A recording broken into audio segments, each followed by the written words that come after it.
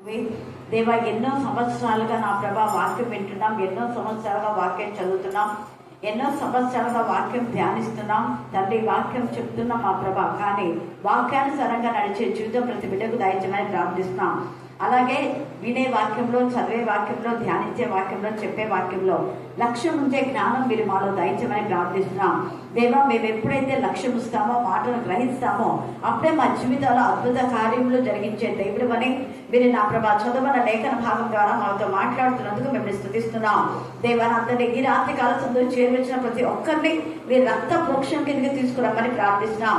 ఆత్మకు, మనసుకు, శరీరంతో అయిన కల్మషను మరొకసారి పవిత్రంగా చేయమని ప్రార్థిస్తున్నాం. బలహీనలను బలపరచమని ప్రార్థిస్తున్నాం. శక్తులను శక్తివంతులుగా చేసే దేవుడు అని మేము స్తుతిస్తున్నాం. దేవా, వాక్యం ద్వారా ధైర్యపరచమని ప్రార్థిస్తున్నాం. వాక్యం ద్వారా ప్రతి అక్కర ఔషధ ఏచుకురిస్తున్నందు మహిళ తీర్చే దేవుడు అని మేము స్తుతిస్తున్నాం. దేవ, ప్రతి ఆక్రందన మీరు వింటున్నందుకు మేము స్తుతిస్తున్నాం. దేవ, ప్రతి బిడ్డ యొక్క ప్రార్థన స్తుతి ధూపమై మీ సన్నిధిలో చేస్తున్న విధానం బట్టి మేము స్తుతిస్తున్నాం.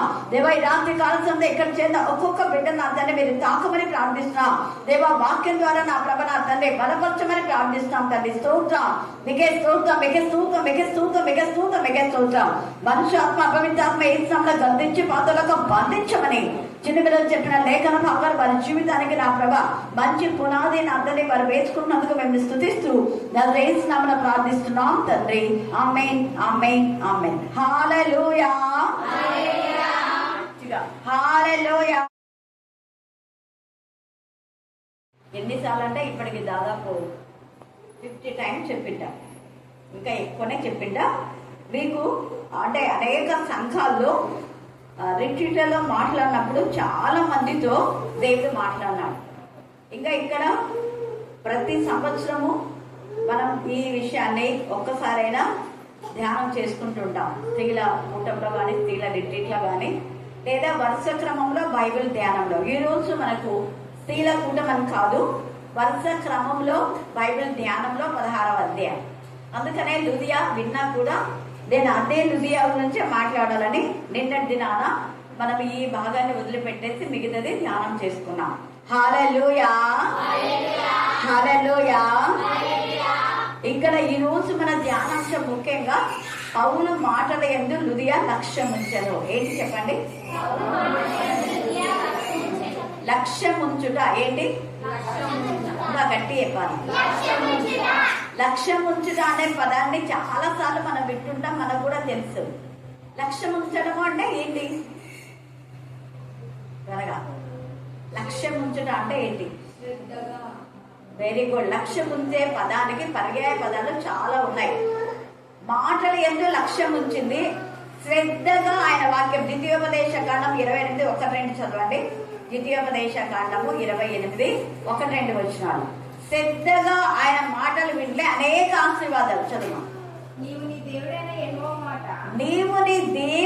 యెహోవా మాట. ఎవరి మాట మనం శ్రద్ధగా వినాలి? మళ్ళీ చెప్పాలా? ఇక్కడ ద్వితీయోపదేశ కాండంలో నీవు వ్యక్తిగతంగా, మేము మీరు అంటే ఎవరో వాళ్ళే అని అనుకుంటాం. మేము అంటే ఎవరో, మనం అంటే ఇంకా మనలో అందరూ కదా. అలాగట్లా వ్యక్తిగతంగా చెప్తున్నాడు. నీవు ఎవరి వ్యక్తిగతంగా వాళ్ళు ఆత్మ పరిశీలన చేసుకోవాలి. వ్యక్తిగతమైన కౌన్సిలింగ్, వ్యక్తిగతమైన హెచ్చరిక, వ్యక్తిగతమైన బుద్ధి, వ్యక్తిగతమైనటువంటి గద్దింపు, వ్యక్తిగతమైనటువంటి క్షేమాభివృద్ధి మీకు అందరికి కలుగాక అంటే అని అంటాం మనము. కానీ కొందరికి సాటిస్ఫై అయ్యింటారు కదా, అవునా కదా? చెప్పండి. మీకు దేవుడి యొక్క ఆశీర్వాదం, సమాధానం కలుగాక అంటే కొంత సంతోషం ఉంటుంది. అలా కాకుండా సలోమికి దేవుని సమాధానం కలుగాక అంటే చెప్పింది అక్క అనుకుంటుందా లేదా? అది వ్యక్తిగత కౌన్సిలింగ్. దేవుడు ఈ రాత్రి కాలం వ్యక్తిగతంగా నేను దర్శించాలని ఇష్టపడుతున్నాడు. అందుకే నీవు అన్నాడు, నీవు దేవుని దర్శించాలి, దేవుడు నిన్ను దర్శించాలంటే through the word of God. ఈ వాక్యము ద్వారా మనము దేవుని దర్శించగలం, దేవుడు మనం దర్శిస్తాడు. దర్శనం అంటే వ్యక్తిగతంగా ఒక వ్యక్తి మన దగ్గర నిలబడి ఆ వ్యక్తిని మనం చూస్తేనే దర్శనం అనేది కాదు. దర్శించడం అనే మాటల్లో వ్యక్తిగతంగా వ్యక్తి నిలబడినా ఒకటే, లేకపోతే వ్యక్తి లేకపోయినా కూడా ఆ వ్యక్తి మాటలు వింటే కూడా మన ముందు ఉన్నట్టే ఉంది అంటుందా లేదా? లెటర్స్ చదువుతుంటారు. అప్పట్లో మేము లెటర్స్ రాసేవాళ్ళం. అప్పుడు చాలా మంది ఈ ఫోన్లు లేవన్నమాట. నేను ఆత్మీయంగా ఎదిగిన తర్వాత దూరం దూరం వాళ్ళకంతా లెటర్స్ రాస్తే చాలా ఇన్ని లెటర్స్ వచ్చేవి నాకైతే. ఆ లెటర్స్ రా అక్క మీరు లెటర్ రాసిందే నా ముందు నిలబడినట్టుంది అక్క, నేను ఈ లెటర్ని ఎన్నిసార్లు ముందు పెట్టుకున్నానో అని చెప్తా ఉంటాను. అంత ప్రాణం లేచొస్తుంది ప్రతి పదంలో ఒక విధమైన ఆదరణ. వాళ్ళు ఎన్నెన్నో రాసింటారు, దానికి నేను వాక్యమే చెప్తా, వేరేవి ఏముండవాలి. వాక్యానుసారంగా ఇదిగో నువ్వు అడిగిన దానికి ఇది సొల్యూషన్, ఈ వాక్యాలు చదువుకో, ఈ వాక్యాన్ని నీకు ఆదరణ. చాలా మందికి ప్రకటించే నేను ఇస్తా. ప్రకటన 5, ప్రకటన 12, 91 కీర్తన, 121 కీర్తన, తర్వాత 41 యెషయా 10వ అధ్యాయము, 66, 13వ వచనము యెషయా, మరి ఇలాగా 60 యెషయా, తర్వాత ఇలాగ ఇవన్నీ కూడా ఇచ్చినప్పుడు ఇంకా కొంతమంది యూత్కి అయితే ఎక్కువ 119 ఇస్తా, సామెతలు 3 ఇస్తా, సామెతలు 8వ అధ్యాయం ఇస్తా, జ్ఞానవంతురాలు ఇల్లు కట్టున అనేది అది కూడా. ఇవన్నీ కూడా కీవర్డ్స్. అప్పుడు అవి చెప్పినప్పుడు వాళ్ళకి ఎంత ఇది. ఇంకా కొంతమంది ఈ మధ్య వీళ్ళకి కూడా సుశీల కూడా లెటర్ రాశారు. ఒకసారి ఆ లెటరే ఆమెకు కడుపు నొప్పి బాగా వచ్చినప్పుడు మీద పెట్టుకొని, అంటే లక్ష్యం అనే పదానికి నేను ఇవన్నీ చెప్తున్నాను. శ్రద్ధ. ఆ లెటర్ చదివి పొట్టపైన పెట్టుకొని, దేవా ఇప్పుడైతే అక్కలేదు ఇక్కడ, కానీ నీ వాక్యం ఉంది దీంట్లో, నన్ను స్వస్థపరచాలిందంట. విత్ ఇన్ 5 minutes పోయిందంట. 7 మార్లు క్రాస్ వేసుకొని ఏసు రక్తమే చేయమన్నాడు. అంటే ఆమె చేసినట్టుగా వేరే వాళ్ళు చేస్తే వాళ్ళు కూడా పోతుంది. అంటే నిజంగా ఆమెకు ఉన్నటువంటి విశ్వాసం ఉండి, ఆమె లక్ష్యం ఉంచినట్టుగా, ఆమె శ్రద్ధ కలిగి చేస్తే కరెక్ట్ గా చేస్తాడు దేవుడు. ఎందుకంటే లేఖన భాగంలో చాలా మంది స్వస్థపరుస్తున్నారు. అయితే ఎవరైతే లక్ష్యం లేదో వాళ్ళు అక్కడ ఏ అద్భుతాలు చేయలేదన్న. నిర్లక్ష్య స్వభావం ఉండే వాళ్ళకు అక్కడ వాక్యం ఎక్కువగా ప్రకటించలేదు ఏసయ్య, అక్కడ ఏ అద్భుతాలు కూడా చేయలేదు. వాళ్ళు ఏ అద్భుతాలు చేయమని అడిగినా కూడా మీరు యోనాను గురించే సూచకలే తప్ప మీకు ఏది ఇవ్వబడదు అన్నాడు గద్దించి. తర్వాత అయ్యో కొలాజిన, అయ్యో బేస్తైదా, మీ మధ్య చేయబడిన సూచక్రియలు వేరే వాళ్ళ దగ్గర చేసిండే, వాళ్ళు పూర్వమే గోరె పట్ట కట్టుకొని బూడిద వేసుకొని మారు మనసు పొంది ఇందులో లక్ష్యం ఉంది. మీకు అసలు లక్ష్యమే లేదు మీరు దేవుడి వాక్యంలో అన్నట్టుగా ఏసయ్య అక్కడ లూకా సువార్తలో మాట్లాడతారు.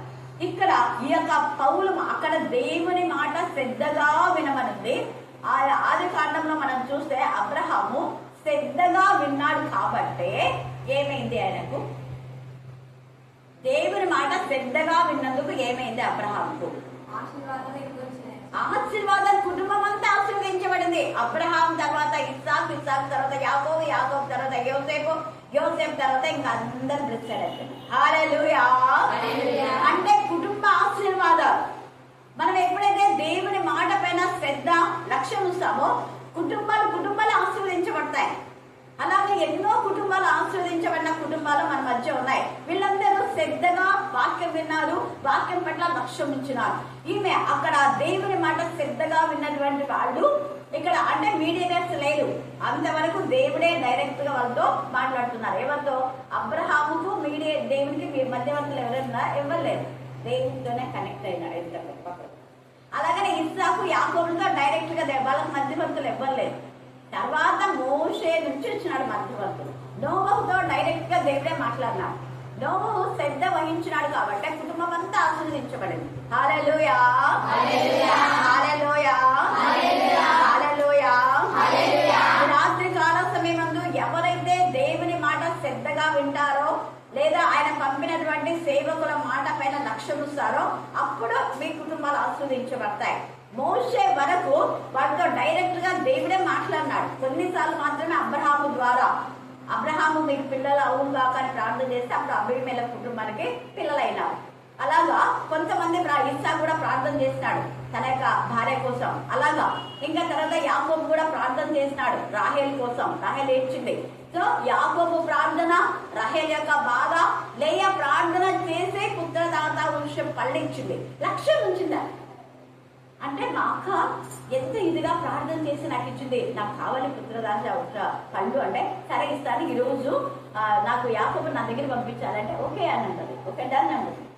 సరే సరే అంటది. చూడండి చూసారా ఎంత ఇది అంటే ఆమెకు పిల్లల మీద ఎంత ఆసక్తి, భర్త మీద ప్రేమ ఉంది, కానీ ఆమె భర్తను తను తీసేసుకుందని అనేసి పాపము లేయా యొక్క దీనస్థితిని చూసి వాళ్ళ కొడుకు తీసుకొస్తాడు. పోయి పుత్రదాత వృక్ష పళ్ళు తెచ్చి మా అమ్మ పుత్రదాత వృక్ష పళ్ళు అనేది తెచ్చేది చూసింది రాహేల్. అది పుత్రదాత వృక్ష పళ్ళు చెట్టు కదా అది, కాబట్టి నాకు కూడా కొడుకు కావాలని అక్కడ నాకు కొన్ని నేను ఇస్తాను, కానీ నాకు యాకోబుని ఇస్తావా? ఇచ్చేసాను, తీసేస్తాను. హల్లెలూయా, హల్లెలూయా. అలాగ ముగ్గురు ఏకాత్మ ఏక మనసు ఏక బాగుంది కాబట్టి రాహేలుకు పిల్లలైనారు. కాబట్టి సమయం ముందు మనం దేవుని పైన లక్ష్యం ఉంచే వారంగా ఉండాలి. ఆ తదనంతరం మోషే చెప్పిన మాటల్లో వాళ్ళు లక్ష్యం ఉంచిన వాళ్ళు బ్రతికిపోయారు. లక్ష్యం ఉంచని వాళ్ళంతా నాశనం అయిపోయినారు. చూడండి ఎంత ఇదిగా మోషే చెప్పినాడు, పోయి అక్కడ ఆ యొక్క ఎరికో ప్రాంతం అంతా పోయి చూసి రాకపోండి, దాన్ని స్వాధీనపరచుకొని దేవుడు చెప్పినాడు. తర్వాత కానా అనే ప్రదేశంలో కూడా స్వాధీనపరచుకోమని చెప్పాడు దేవుడు. అక్కడ పాలు తేనెలు ప్రవహించే దేశము అంటే ఇద్దరు మాత్రమే లక్ష్యం ఉంచినారు. ఎవరు వాళ్ళిద్దరు? ఇప్పుడు ఇంత సింపుల్ కోసం ఇప్పుడు రోజు మరి ఉంటే చెప్పేది, పాప మేమైతే కొంచెం డల్ అవుతుంది, ఎక్కువ పనేమో అలసిపోతుంది, బాగా పాట పాడుతుంది రోజు మరి ముందు వచ్చి. ఇద్దరు ఎవరు? ఎవరు పిల్లల మమతా మళ్ళనా? ఇప్పుడు మోషే ఏం చెప్పినా అంటే దేవుడు మనలో కానా అనే ప్రదేశం స్వాధీనపరచుకోమన్నాడు, ఎరికో కూడా స్వాధీనపరచుకోమన్నారు. కాబట్టి వాళ్ళ అమ్మ లేకుండా కొడుకు ఉంటుంది. వెరీ గుడ్, గట్టిగా హలో చెప్పండి. హల్లెలూయా, హల్లెలూయా, కాలేబు యెహోషువ వాళ్ళిద్దరే కదా. అంతమంది 6 లక్షల కాల్బలం అంటే యుద్ధ వీరులు మాత్రమే 6 లక్షలు. పిల్లలు వాళ్ళంతా కలిసి 20 లక్షలకు పైగానే ఉంటారు. పిల్లలు అందరు కలిసి, స్త్రీలు పిల్లలు అందరు కలిసి. కొందరు 20 లక్షలు అంటారు, కొందరు 25 అంటారు, కొందరు 30 అంటారు. మొత్తానికి 30-20 లక్షల లోపల ఉన్నటువంటి ఇంత మందిలో 6 లక్షల కాల్బలంలో విన్నారు వాళ్ళు. వాళ్ళలో అంటే స్త్రీలు పిల్లలు అంతా ఉన్నారు, వాళ్ళు ఎవరు చనిపోలేదండి. కానీ 6 లక్షల కాల్బలం అంటే వీళ్ళకే కదా చెప్పింది మెయిన్ గా. పోయి అక్కడ చూసి రాబట్టే చూలా వీళ్ళంతా పోయి ఇష్టానుసారంగా మాట్లాడినారు. అయితే ఇద్దరు మాత్రం విశ్వాసం లక్ష్యం ఉంచినారు మోషే పైన. మోషే దేవుని అయితే లక్ష్యం ఉంచినాడు, అందుకనే దేవుడు మోషేకు అప్పగించినాడు. నువ్వు నా పైన లక్ష్యం ఉంచినావు, నేను నీకు తోడైనా అంటే నీ మాట నా మాటగా ఉంటుంది అన్నట్టుగా. నీ నోరు బాగా నేను నత్తివాడను అంటే నోరు నేను కదా నీకు నోరు ఇచ్చింది, నేను మాట్లాడతాను. అంతవరకు అహరోను కొంచెం మాట్లాడినాడు. ఆ తర్వాత దేవుడు మోషేకు చక్కటి వాక్శక్తిని ఇచ్చినాడు. అందుకని యెహోషువ కాలేబులు శ్రద్ధగా దేవుని యొక్క మాటను వాళ్ళు ఆలకించినారు, లక్ష్యం ఉంచినారు. అందుకే వాళ్ళిద్దరిని దేవుడు బహుగా ఆశ్రయించారు, 2 కుటుంబాలు, యెహోషువ కాలేబు. అందుకే ఆ యొక్క యెహోషువ దాంట్లో చూస్తాడు కదా మనము 24:15లో, నేను నా ఇంటి వారిని యెహోవాను సేవించి. ఆయన కుటుంబం ఆశీర్వదించబడింది. లక్ష్యం ఉంచినందుకు కుటుంబాలు ఆశీర్వదించబడుతున్నాయి. నోవహు కుటుంబం ఇక్కడ ఇంతవరకు చెప్పినటువంటి అబ్రహాం నుంచి యోసేపు వరకు, ఆ తర్వాత మోషే, తర్వాత మరి మోషే కుటుంబం కూడా ఎక్కలేదు. దేవుని మాటలందు లక్ష్యం ఉంచింది కాబట్టి, దేవుని విశ్వాసం ఉంచింది కాబట్టి ధైర్యం చేసి తన కుమార్ని ఆ యొక్క అదే ఏది ఒక జమ్ము పెట్టెలో అదంతా కూడా కీలు అవన్నీ అవి ఎంత జ్ఞానవంతురాలు ఇల్లు కట్టు. తన పిల్లలు ఎవరు చనిపోకుండా కాపాడుకోగలిగింది. తనకున్నటువంటి కుమారుడు 2 కుమార్తె, మిరియాం పెద్దది, తర్వాత అహరోను, తర్వాత మోషే. అయితే ముగ్గురే కాపాడుకోగలిగింది. భర్త లేకపోయినా కూడా, భర్త కొంతకాలం చనిపోతాడు, విడోయిరాడు. భర్త గురించి ఎక్కువగా లేదు, కానీ ఎక్కబేది గురించి అనుకుందో.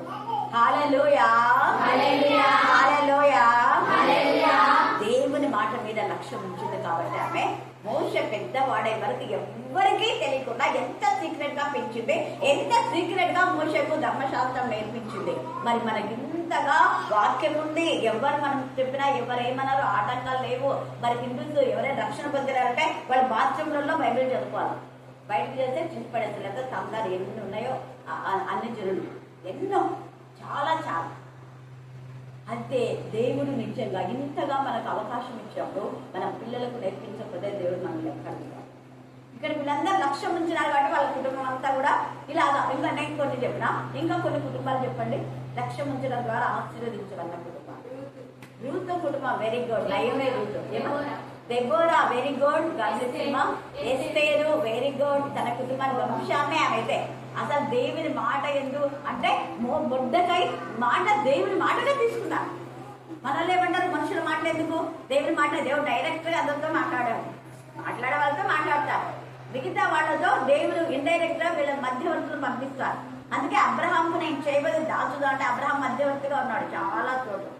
ఇలా అభిమేలకు పిల్లలు కలగడానికి అబ్రహామే మధ్యవర్తిత్వం. హల్లెలూయా, హల్లెలూయా. చూడండి దెబోరా ఎంత ఇదిగా తన యొక్క కుటుంబాన్ని, ఎంత భయభక్తి గల కుటుంబం ఉన్నా కూడా ఒక మంచి కుటుంబీకురాలు అయినప్పుడు కూడా న్యాయం తీరుస్తూ తర్వాత తన ప్రజల పక్షంగా ఆమె పోరాడింది. యుద్ధానికి ఎవరైనా రమ్మంటే అయ్యి నేను స్త్రీని, నువ్వు నాకు రమ్మంటావా అంటాం మనం అయితే కదా. కానీ ఆమె అందులో నేను ఇస్తాను నిశ్చయంగా. అక్కడ కూడా అతను ఆ స్త్రీని రమ్మని చెప్తే నాకు ఇన్సెంట్ కాదా అని ఫీల్ కాదా. మన వాళ్ళైతే స్త్రీలకి ఏమైనా చెప్పినా అంటే మేము పురుష అహంకారాన్ని చూపిస్తారు, మగ మృగాల్లా కూడా ప్రవర్తిస్తారు. కానీ అలా కాలేదు బాలాకు. వ్యక్తిగతంగా తన బెలగిత ఒప్పేసుకున్నాను. దేవరా నువ్వు వస్తావా, నువ్వు వస్తే నేను కూడా వస్తాను నీతో పాటు, అగత్యంగా వస్తాను కదా, ఖచ్చితంగా నువ్వు పోకుండా నేను పోవాలనుకున్నా అన్నట్టుగా మాట్లాడతాడు. కానీ మన ఇద్దరం పోయినా కూడా మన ఇద్దరి ద్వారా కాదు, దేవుడు మూడవ వ్యక్తిగా అద్భుతం చేస్తున్నాడు. ఆమె కూడా దేవుని మాట లక్ష్యం ఉంచింది. అందుకనే సిసేరా నుంచి విడుదల వచ్చింది. హల్లెలూయా, హల్లెలూయా. ఇంకా చెప్పండి కుటుంబాలు, మీ నుంచే మెసేజ్ చెప్పండి. ఇంకా మరి తల్లి మరియా, వెరీ గుడ్. తల్లి మరియా ఆమె కుటుంబం, ఆమె కొడుకులు, ఆమె ఇంకా సలోమి కుటుంబం, ఇద్దరి కొడుకులను అన్న శామ్యూయల్ ఇచ్చేసింది. తర్వాత మళ్ళా కూతుళ్ళు కొడుకులు ఇచ్చినాడు దేవుడు. ఎంత గొప్ప కూడా. ఇద్దరు అంటే పెనిన్నా గురించి ఏం లేదు. హన్నా ఎల్కానా ఎంత ఇదిగా. జకర్యా కుటుంబం కదా, ఎలిజబెత్ జకర్యా ఎవరికి ఇస్తుంది కదా, యునేకే. తర్వాత అకులా ప్రిస్కిలా కుటుంబం. ఇంకా అన్ని మీరు మీతో చెప్పించాలని నేను ఇంతసేపు ఉన్నా. ఎంత బాగా దేవుడు మీతో మాట్లాడుతున్నాను చూడండి. యునేకే, రుతు, లోయి, అకులా, ప్రిస్కిలాలో. తర్వాత ఇదంతా నేను ఇంతవరకు చెప్పింది పాత నిబంధన. ఇప్పుడు మీరు కొత్త నిబంధనలు ఇవన్నీ చెప్తున్నారు. లోయి, యునేకే. ఇంకా ఎన్ని కుటుంబాలు ఆశ్రయించమని కొత్త నిబంధన. జకర్యా, ఎలిజబెత్, మరియా, యోసేపు. ఎవరు చెప్పండి. పాత నిబంధన నేను చెప్పు. యోగు, వెరీ గుడ్. యోగు కుటుంబం కూడా గాడ్ బ్లెస్ యు. చూడండి పిల్లలతో దేవుడు బాగా మాట్లాడుతున్నాడు. అందుకే మీ మెదడుకు మీద పెట్టండి, మెదడు చేసుకోండి, కొంచెం ఆలోచిస్తూ వస్తాయి. ఇంకా చెప్పండి. యోనా, వెరీ గుడ్. యోనా కూడా అంటే తన యొక్క అవివేకాన్ని తెలుసుకొని మళ్ళీ పెద్ద లక్ష్యం ఉంచున్నాడు దేవుని మాటల పైన. ఇంకా తర్వాత ఇంకా చెప్పండి. కుటుంబాలు ముఖ్యంగా యోనా అంటే వ్యక్తిగతంగా. రాహాబు అంతా పాత నిబంధన. నోవాహు చెప్పినారు, రాహాబు చెప్పినారు. నోవాహు ముందు తర్వాత మనం సీరియల్ గా రావాలనుకుంటే నోవాహు, అబ్రహాము, ఇస్సాకు, యాకోబు, తర్వాత ఈ యొక్క రాహాబు, వీళ్ళందరూ యోసేపు, వాళ్ళంతా పాత నిబంధన కుటుంబంలో బ్లెస్ చేసుకున్నారు. తర్వాత కొత్త నిబంధనలో అన్ని కుటుంబాలు బ్లెస్ అయినాయి. ఈమె కూడా ఒక విధానంలో మనం చూస్తే ఈ లుదియా కూడా తుయదైర పట్టణస్థాల ఆమె ఊదా రంగు పొడిని అమ్మినటువంటి గొప్ప వ్యాపారవేత్త. ఈమె చాలా కాస్ట్ అది. అలాంటిది తన వ్యాపారాన్ని వదిలిపెట్టి వాక్యం పైన అప్పటికి ఎన్నేళ్ళు వాక్యం వినిందో తెలీదు. నువ్వు కూడా ఎన్నేళ్ళ నుంచి వాక్యం వింటున్నావో. వాక్యం వినడం ముఖ్యం కాదు, మరి సహవాసానికి రావడం ముఖ్యం కాదు, ప్రార్థన చేయడం ముఖ్యం కాదు, పాడడం ముఖ్యం కాదు, వాక్యం చెప్పడం ముఖ్యం కాదు. అయితే ధ్యానించే దాంట్లో ఏం ధ్యానిస్తున్నావు, వినే దాంట్లో ఏం వింటున్నావు, సర్చ్ చేసుకోవాలి, ఆత్మ పరిశీలన చేసుకోవాలి. వాక్యం విన్నప్పుడు ఏం విన్నాము అనే ఆత్మ పరిశీలన చేసుకోవాలి. ఏం చెప్పారు, ఏం విన్నారు, అది మన జీవితాలకు ఎలా అన్వయం చేసుకోవాలి అని అనుకోవాలి. అప్పుడే మన జీవితాలు ఫలిస్తాయి. లేదంటే ఈరోజు నా గురించే చెప్పినారు అనుకోవడం కాదు. ఎవరి గురించి అయినా చెప్పినా వాక్యమే. నీ గురించి అయితే నీ బ్రతుకు సరి చేసుకో. నీ గురించి అని నీకు అనిపించిందా, బ్రతుకు సరి చేసుకో. తప్పులు ఏమైనా ఉంటే దాన్ని సరి చేసుకో. అక్కడ లుదియా ఎన్నేళ్ళు వినిందో తెలియదు, కానీ ఎప్పుడైతే లక్ష్యం ఉంచిందో అప్పుడే ఆమె హృదయం ఏమైపోయింది, తెరవబడింది. ఆ హృదయంలో తెరవబడ్డం అనే మాటలో ఆమె హృదయంలో ఉన్న బాధ, వేదన, రోదన, వ్యాపార పరంగా ఎంత నష్టం వచ్చిందో, ఎంత బాధ ఉందో తెలియదు. మనకు కుటుంబ పరంగా కూడా ఎంత బాధ ఉందో అవన్నీ మనకి ఇక్కడ రాయబడ్డా. బట్ ఆమె హృదయం తెరవబడడం అనే మాటలో ఆమె బాధ, వేదన, రోదన అంతా పోయి ఈ వ్యాపారానికి విసిగిపోయి ఏదో ప్రశాంతంగా వెళ్ళి వాక్యం విందాంలే అని వచ్చేసిందామె. ఆ రోజు లక్ష్యం ఉంచింది. ఏ రోజైతే లక్ష్యం ఉంచిందో ఆ రోజు ఆమె జీవితం మార్చబడింది. హల్లెలూయా, హల్లెలూయా, హల్లెలూయా. ఈ యొక్క లుదియా తన యొక్క హృదయ ఆనందాన్ని పట్టలేకుండా నేను ఒక్కదాన్ని ఈ ఆనందాన్ని పంచుకోవడం కాదు, నాకొక్కదానికి రక్షణ కాదు, నా ఇంటి వారందరికీ రక్షణ ఆనందంలో ఆనందించాలని ఎంత ఆసక్తితో ఆమె చేసింది. ఎవరైనా ఒక వ్యక్తి రక్షణ పొందిన అంటే రక్షణ పొందిన యొక్క గుణలక్షణ, మెయిన్ గుణలక్షణం టార్గెట్ ఏంటంటే మనము, మన బంధువులు, మన రక్త సంబంధికులు, మన కుటుంబం మార్చుకోవాలి. మరి మనం చేస్తున్నామా? నీ పిల్లలకి రక్షణ లేదు, నీకు ఆ బర్డన్ ఉందా? ఇక్కడ లుదియా ఎంత ఇదిగా బతిమాలకుందో, హృదయం తెరచను కనుక పౌలు చెప్పిన మాటలేదు. లక్ష్యం ఉంచను, శ్రద్ధ, లక్ష్యము, వినయము, విధేయత, ఒబే, దేవుని మాటకు లోబడ్డం నేర్చుకుంటే మన జీవితాలు మారిపోతాయి. అలాగా ఇక్కడ కొత్త నిబంధనలో ఇక నపుంసకుడు కూడా ఎప్పుడైతే ఆ దేవుని మాటలను గ్రహిస్తున్నావు అంటే గ్రహించలేదు అన్నాడు. ఎప్పుడు గ్రహించినాడో వెంటనే, ఆలస్యం లేదు, వెంటనే నేను బ్యాప్టిజం తీసుకుందా చెప్పలేదు. ఇక్కడ ఫిలిప్ బ్యాప్టిజం తీసుకుంటా ఇది ఏం చెప్పాలి, ఏసై ఇలా చెప్పాడు, ఏం చెప్పాలి. వెంటనే నీళ్ళ కాటంగా మనం తీసుకుంటాం. మారిన వెంటనే మన యొక్క యాటిట్యూడ్స్ ఎలా ఉన్నాయి, మన క్యారెక్టర్ ఎలా ఉంది, మన వే ఆఫ్ థింకింగ్ ఎలా ఉంది, మనం మాట్లాడే మాట, చూపు, చేతులు అన్నీ మారిపోవాలి. ఇక్కడ ఈమె ఎప్పుడైతే మాట ఏదో లక్ష్యం ఉంచిందో వెంటనే ఆమెకు ఒక తపన వచ్చేసింది. ఏంటి అంటే చూడండి, ఇంటి వారును బ్యాప్టిజం పొందినప్పుడు ఆమెయు ఆమె ఇంటి వారును, అండర్లైన్ చేసుకోండి, ఆమెయు ఆమె ఇంటి వారు. ఆశీర్వాదం, నీ కుటుంబం ఆశీర్వాదం పొందిందా? నేను నా కుటుంబం ఆశీర్వాదం పడదు కాక అని శామ్యూయల్ అంటాడు. చాలా మంది ఈ మాట అంటారు, నేను నా కుటుంబం నీ ఆశీర్వాదం వస్తుంది కాక. దావీదు దేవుని ఆశీర్వాదం మనం మన కుటుంబాలు పొందుకోవాలంటే ఈ లుదియాకు ఉన్నటువంటి ఆసక్తి ఉండాలా, లుదియాకు ఉన్నటువంటి తపన తృష్ణ ఉండాలా, లుదియాకు ఉన్నటువంటి లక్ష్యం ఉంచే జీవితం ఉండాలా, విధేయత చూపే జీవితం ఉండాలి. ఆ పౌరులలో చెప్పేది దేవుడు నాతో మాట్లాడలే అనే నిర్లక్ష్యం ఉండదు. వారు ఎవరు చెప్పినా వాళ్ళు చెప్పే మాట ఎవరిని? దేవుని. అవి గుర్తించాలి.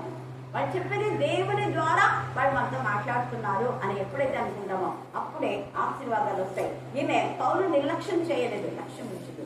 ఈయన చెప్పేది దేవుని యొక్క మాట, దేవుని మాటలు ఈయన చెప్తున్నాడు అనేసి ఆమె లక్ష్యం ఉంచింది. ఆ వ్యాపారాలన్నీ అక్కడ వదిలేసి పీస్ ఆఫ్ మైండ్ తో బాగా మనస్ఫూర్తిగా వాక్యం వినింది.